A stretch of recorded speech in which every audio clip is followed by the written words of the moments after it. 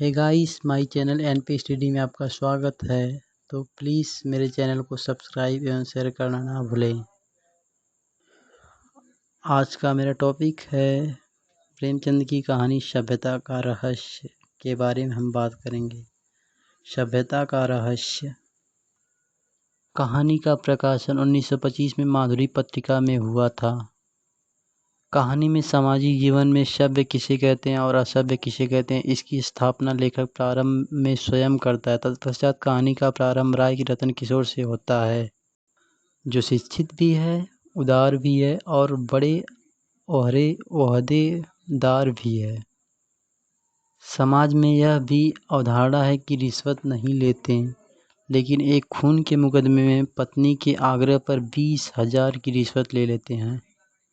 राय रतन किशोर के इजलास में खून का मुकदमा पेश होता है।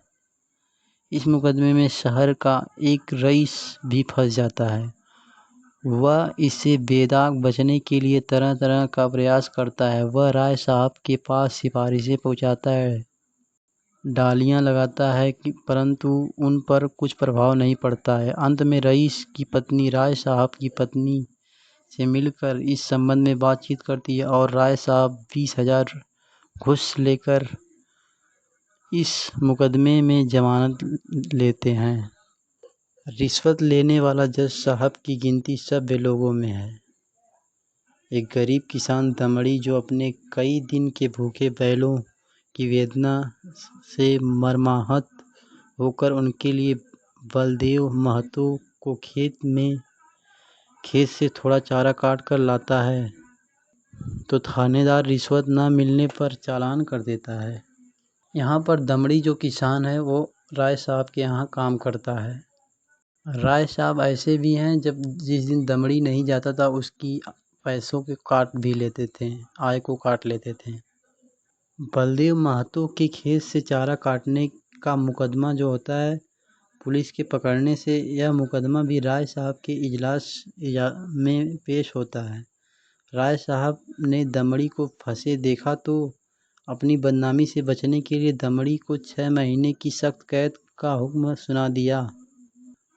उन्होंने कहा कि दमड़ी मेरे घर पर काम करता है, तो अगर मैंने इसकी बचाव की तो लोग क्या कहेंगे कि अपने नौकर का बचाव कर रहा है। इसलिए उन्होंने 6 महीने का सख्त कैद का हुक्म सुना दिया। कहानी के अंत में कहानीकार स्वयं कहता है, सभ्यता केवल हुनर के साथ ऐब करने का नाम है। आप बुरे से बुरा काम करें, लेकिन अगर आप उस पर पर्दा डाल सकते हैं तो आप सभ्य हैं, सज्जन हैं, जेंटलमैन हैं।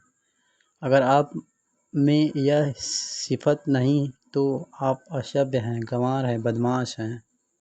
प्रेमचंद के चिंतन के मूल में किसान की हित कामना है। यही कारण है कि वे किसी भी समस्या पर विचार करते हैं, उसी मूल चेतना में कहीं न कहीं किसान होता है। स्वाधीनता आंदोलन पर लिख रहे हों या सामाजिक रूढ़ियों पर, बिना किसान के उनकी कलम आगे नहीं बढ़ती। प्रेमचंद के सृजनशीलता पर भारतीय किसान की आत्मा प्रारंभ से अंत तक टिकी हुई दिखाई पड़ती है। प्रेमचंद से पूर्व और उनके बाद आज तक किसानों का ऐसा हिमायती साहित्यकार पैदा नहीं हुआ। प्रेमचंद का विश्वास है कि भारतीय समाज का आधार स्तंभ किसान है, इसलिए उसके जीवन स्तर में सुधार होना चाहिए। किसान सबका नरम चारा है, सभी उसके शत्रु हैं। उसकी बदहाली के अनेक कारण हैं। महाजनी प्रथा, धर्म भीरुता, बिरादरी का भय, समाज के शोषक वर्ग, किसान की मर्यादा आदि।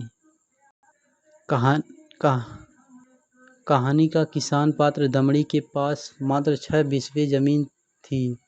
मजदूर कहलाने की बदनामी से बचने के लिए 2 बैल भी दरवाजे पर बांध रखा था। सर्दी में कांपते हुए दमड़ी को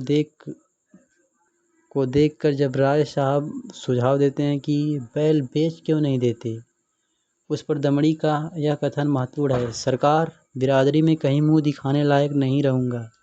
लड़कों की सगाई ना हो पाएगी, जात से बाहर कर दिया जाऊंगा। यहाँ पर दमड़ी ने यह उक्ति दी थी।